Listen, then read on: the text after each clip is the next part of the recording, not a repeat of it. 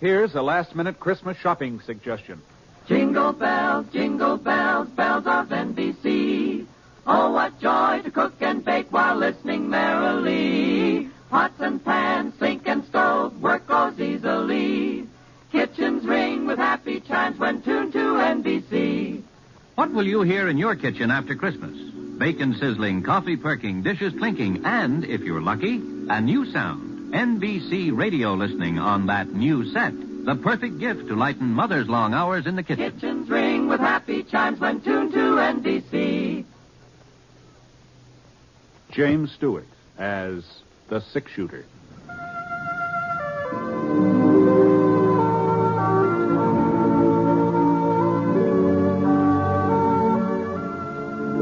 The man in the saddle is angular and long-legged. His skin is sun-dyed brown. The gun in his holster is gray steel and rainbow mother-of-pearl, its handle unmarked. People call them both the six-shooter. The NBC Radio Network presents James Stewart as the six-shooter, a transcribed series of radio dramas based on the life of Britt Ponsett, the Texas plainsman who wandered through the Western Territories, leaving behind a trail of still-remembered legends.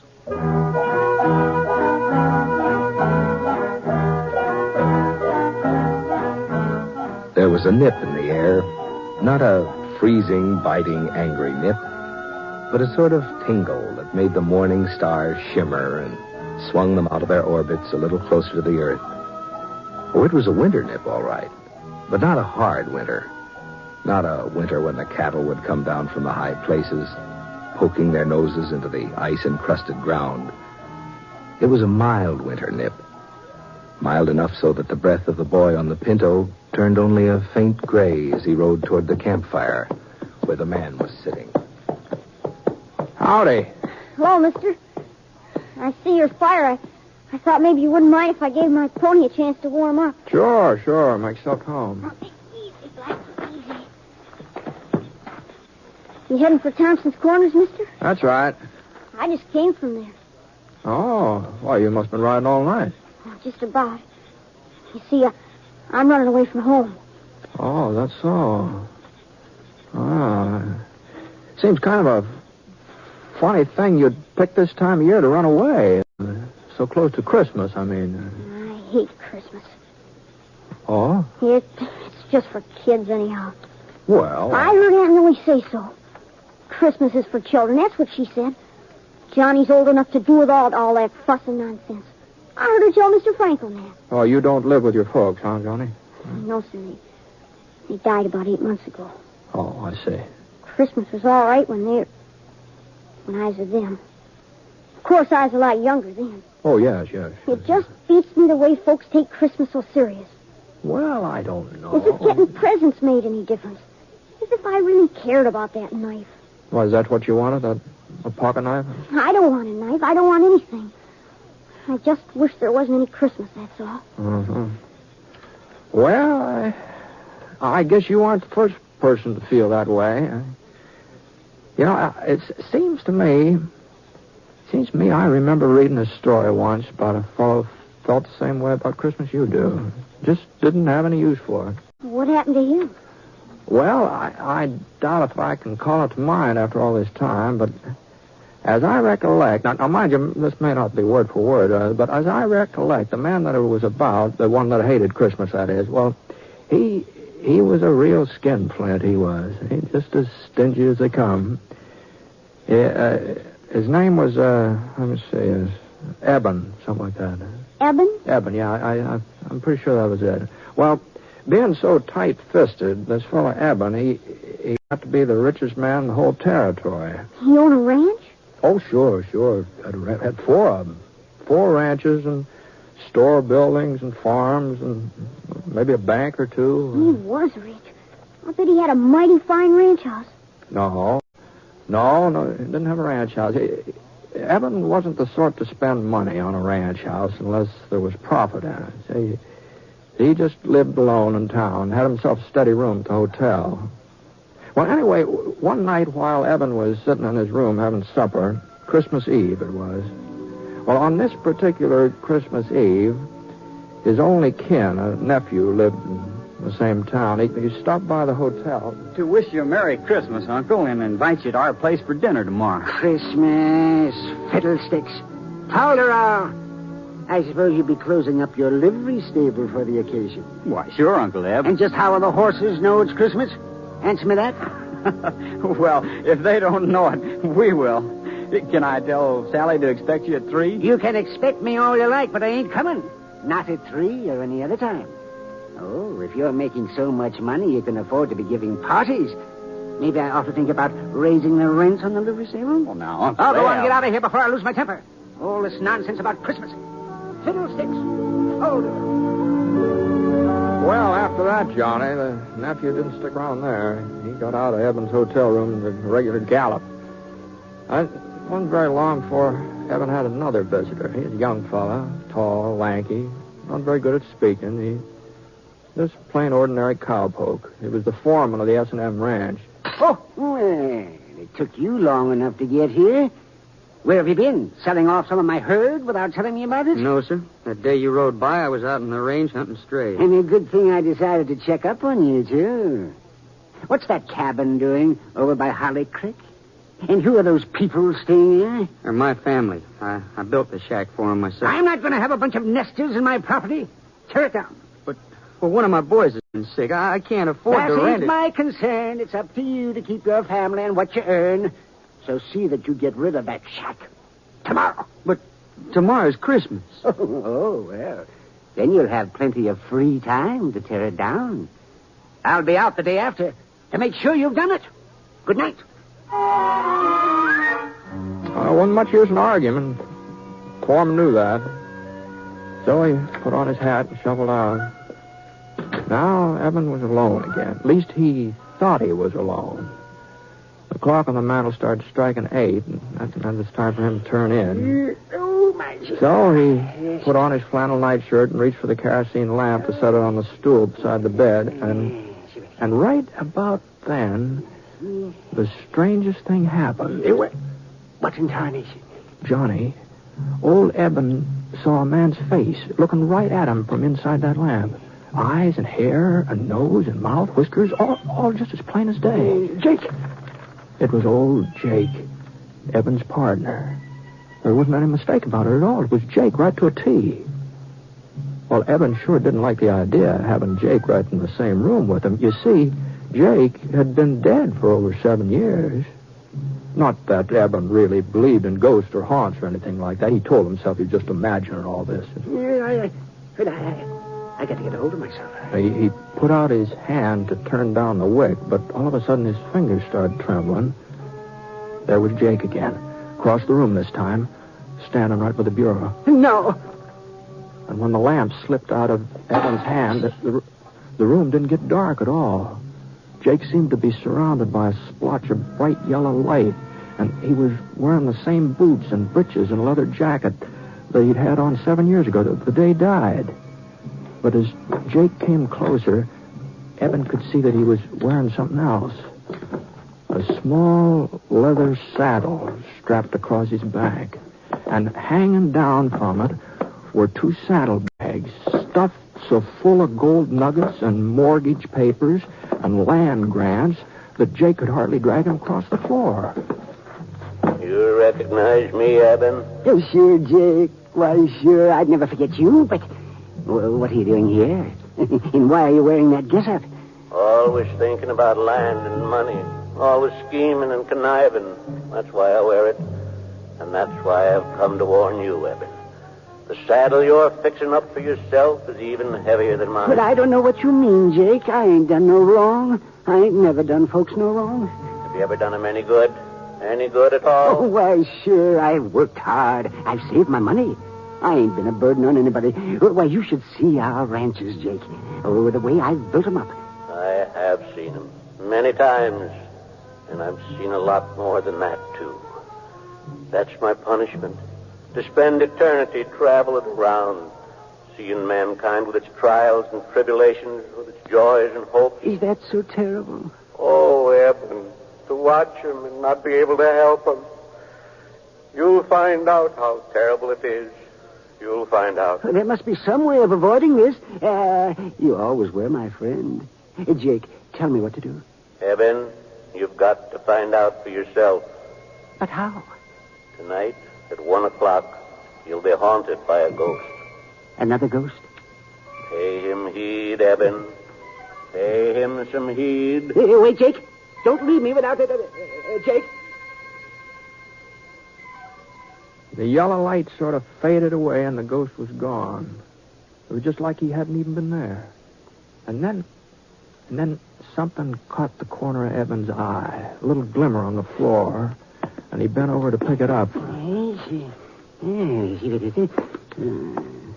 gold nugget. Oh, now where on earth did it... Oh. And then he remembered. Those saddlebags of Jake's, they'd been filled clear to the brim with gold nuggets.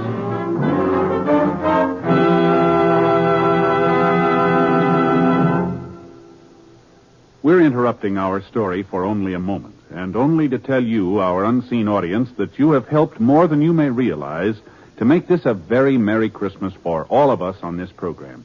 Your being with us each week, your many kind letters, have told us that all the work that goes into bringing you the six-shooter has not been in vain, and we're grateful.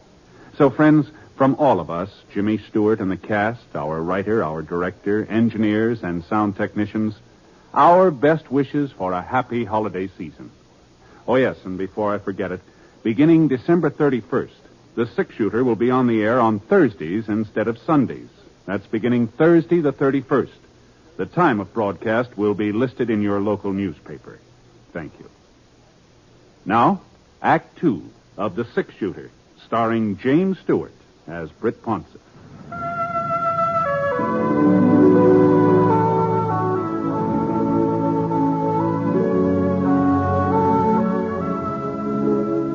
Gee whiz, a gold nugget. Then Jake's ghost really had been there, huh, mister? Yeah, there just wasn't any doubt about it, Johnny. What happened then? Did the other spook turn up? The one Jake said was coming to see Evan? Oh, sure, Johnny, sure, yeah. He was right on time, too. Evan was lying in bed, wide awake, of course. He hadn't been able to do much sleep, and he's too scared. It was kind of peculiar. Evan was half scared the ghost would come and half scared he wouldn't, you see. But before the sound of the clock had died away, there he was. He's sitting in Evan's rocking chair like he'd been there all night long. And this ghost was a young fella. Oh, maybe 18, 19. All duded up the way young bucks like to dress. You know, fancy chaps and checkered shirt and a red bandana tied around his neck. Howdy, Eben. Reckon you've been expecting. Yeah, well, I guess so. You ready to take a little trip? Where to? Back. Way back through the years. Oh, but how can I go with It's you? real easy. You see, I'm the ghost of Christmas past. You're past, Eben. Let's shove on. Well, the next thing Evan knew, he and that ghost were standing out on a snow-covered prairie. There was a circle of covered wagons in front of them, and the people from the wagons were gathered together listening to a tall, white-bearded man. Behold, I bring you good He was reading the Bible. great joy, which shall be to all people. For unto you is born this day in the city of David a Savior, which is Christ the Lord. And there shall be a sign unto you. You shall find a baby. The ghost turned and pointed to a boy sitting away from the others on the tailboard of one of the wagons. Small boy, about 10 years old, with hollow cheeks and his eyes all red from crying. Oh, no. It was Eben himself. On a Christmas day, a long, long time ago.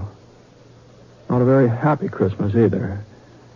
It was only a week since the oxen had stampeded and his ma had been killed when she fell from the wagon. His paw had died with an Apache arrow in his chest. No, I don't want to look at him anymore. Can't you show me another Christmas? Well, it was no sooner said than done. Now Eben and the ghost were in a bunkhouse. And Eben saw himself again. Oh, he's 10 years older than the boy on the prairie, but he was lying on a blanket staring up at the ceiling. And then his pal Jake came running in, all out of breath. Come on, Eb. Get a clean shirt on. We got us an invite to a party. Huh? Yeah, the boss is throwing a big shindig. He says he'll fire us if we don't show up. Evan couldn't help remembering that party.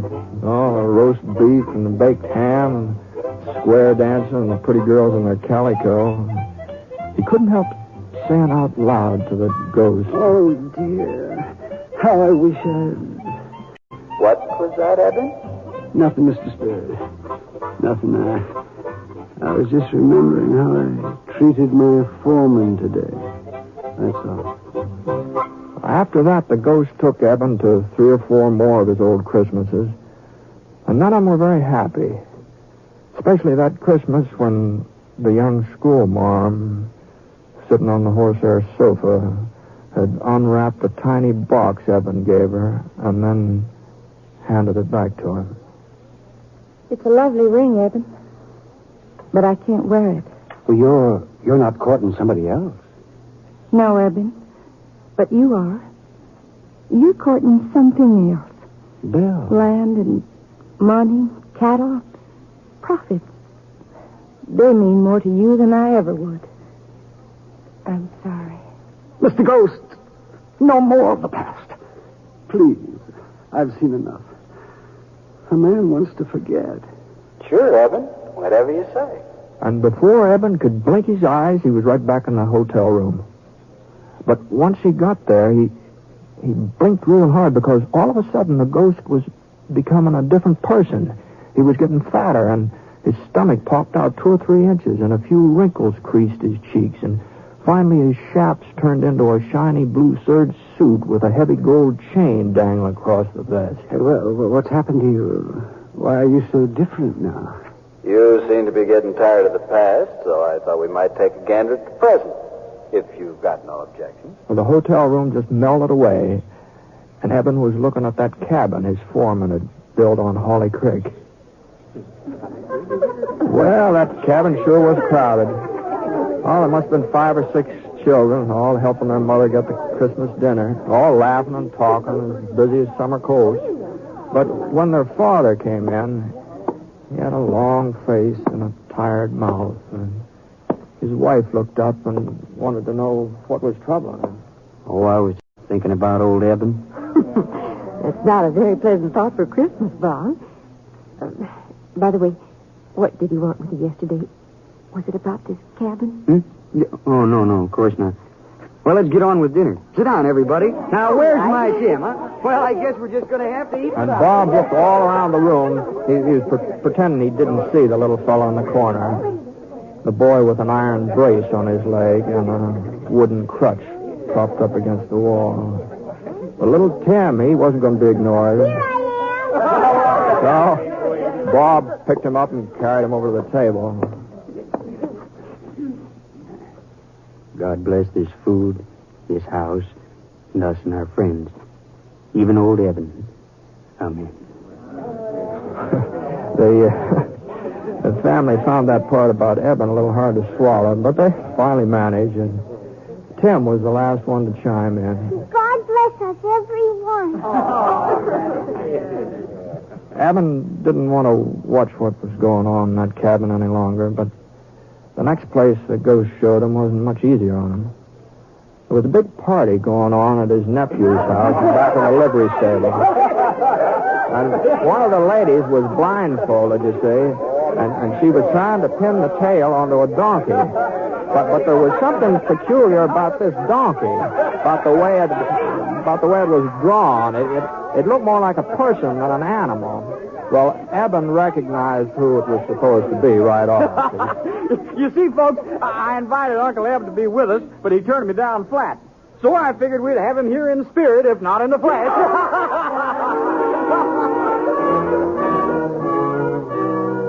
Right back in the hotel room again. That's where Eben found himself. Spirit, you showed me the past and the present. What's left to see? The future, Eben. The future. And that's how Eben came to see a Christmas of the future. A cold, brittle Christmas. And there were 2 men standing on a street corner, and their coat collars turned up so to keep out the snow. Oh, he's dead, all right. Dead as a doornail. Sure is a Christmas present I never expected. At least whoever handles his property won't be as hard to deal with as he was. Wonder if they'll bother giving him a funeral. And in a frame house over on the side street in the edge of town, a woman was speaking to her husband. Funny. To me, he's been dead for years. Well, I haven't even thought of him since I don't know when. And yet, you know, once I was real fond of him. Funny, isn't it? Ghost. Who are they talking about? Those men on the street. That woman I used to know. Who is it that's dead? Tell me. And the ghost slowly turned and stretched out a long, thin, bony finger. And there, right at the end of that finger, was a tombstone, all covered with weeds. Eben could barely make out the name that was carved on it. Ebenezer Scrooge. No. What's this? Where am I? And you know what? He was right in his own bed, in his own nightshirt, and the sun was streaming through the frosted windows. But Eben didn't stay there very long, not for very long. He got into his boots and trousers as fast as he could, and he dashed down the stairs, out into the street. Well, you see, the stores being closed gave Eben quite a problem.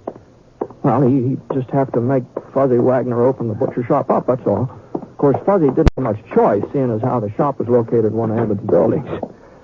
And when Eben told him what he wanted, a turkey and a ham, well... No. Better make it 2 hams and send them out to the cabin on the S&M ranch. And they're not to know that I ordered them. You understand, Fuzzy? Here's the money and a little extra for your trouble. Well, before Fuzzy could get his jaw shut up again, Eben was on his way, and he headed right straight out to his nephew's house. And Eben was the life of the party, too. Well, the way he carried on, he's laughing and making jokes and telling stories on himself, and he insisted that they use that donkey with his face on it when they played games, you know. Yes, because that's what I've been all these years. A real 4-footed, long-eared donkey. And the next morning, though, that's what Eben enjoyed the most. He was up bright and early and hitched the team to the buckboard and drove out to the S&M, hurrying the horses all the way. Come on, Bess. Come on, Martha. Step a little lively. If he could just get out there before his foreman started tearing down that cabin. Whoa, Martha. Whoa. Yeah. Well, Robert? Yes, sir? I see you ain't carried out my orders. Well, it was Christmas. I just couldn't tell him I'll do it today. Oh! This is the last straw. I'm not putting up with your shenanigans any longer, young fella. Oh, but please... That cabin's coming down and no buts about it. And then we're building a new ranch house in its place. Big enough for you and your whole family. What? Oh, yes. I'm also doubling your wages as of last week. Merry Christmas, Bob. Even if I am a day late. No, not a day. More like half a lifetime. But Merry Christmas anyway. And as your son says, God blesses everyone.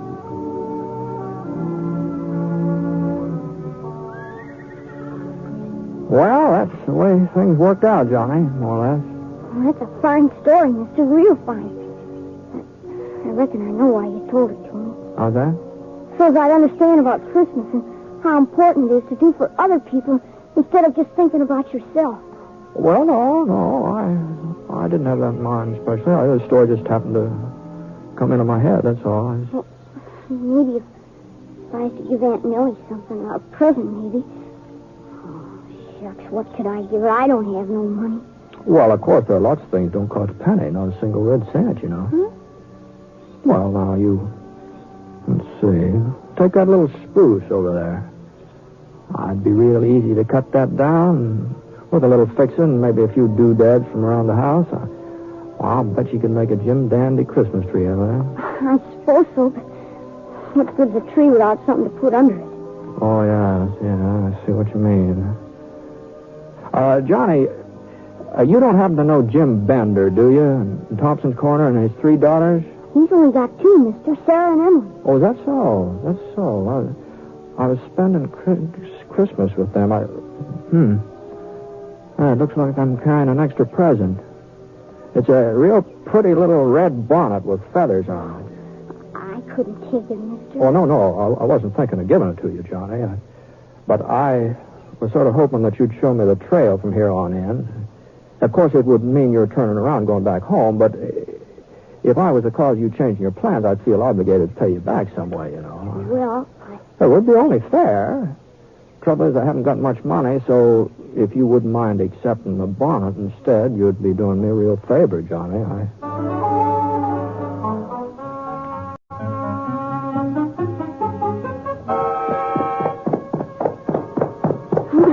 There's Aunt Nellie out in the yard. She looks mad in a wet hen. Well, there is a resemblance, I'll have to admit that. Where in tarnation have you been, John Carville? I've been looking high and low for you since dawn. Well, I just went for a little ride, Aunt Nellie, to get us a Christmas tree, see? Christmas tree? Fiddlesticks. This gentleman helped me cut it down. I'll just take it inside. Be right back, mister. If we had any use for a Christmas tree. I suppose he's figuring there'll be a whole lot of presents under it. No, I don't think so. But just between you and me, I got a hunch there'll be at least one person waiting for somebody. What are you talking about? Oh, no. It wouldn't be fair for me to speak out before Christmas. You know that. You don't mean he's got something for me? No. You mustn't get too curious so early. But I thought he didn't like me. I thought he just hated having to live here with an old maid. I guess I just don't know nothing about kids. Nothing at all. I don't deserve to get... Well, I think I'd better get moving along. Say goodbye to Johnny for him, will you? And I wonder if you'd give this to him. Yeah, tell him the little blade on it's kind of dull, but... A pocket knife? Yeah. Now, how did you know? Hold on a minute. Oh, God bless you, mister. And Merry Christmas. Merry Christmas.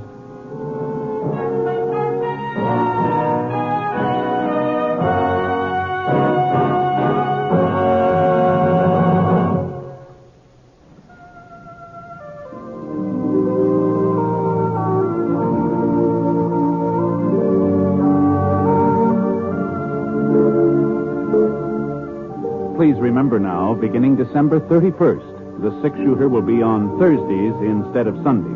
We hope you'll join us in our new time. The Six-Shooter is an NBC Radio Network production in association with Review Productions. The transcribed story was written by Frank Britt in collaboration with Charles Dickens. Mr. Stewart may soon be seen in the Universal International picture The Glenn Miller Story. Howard McNear played Scrooge, and special music was by Basil Adlam. The entire production is under the direction of Jack Johnstone. All characters and incidents are fictitious, and any resemblance to actual characters or incidents is purely coincidental. And now, until Thursday the 31st, this is Hal Gibney speaking. Merry Christmas.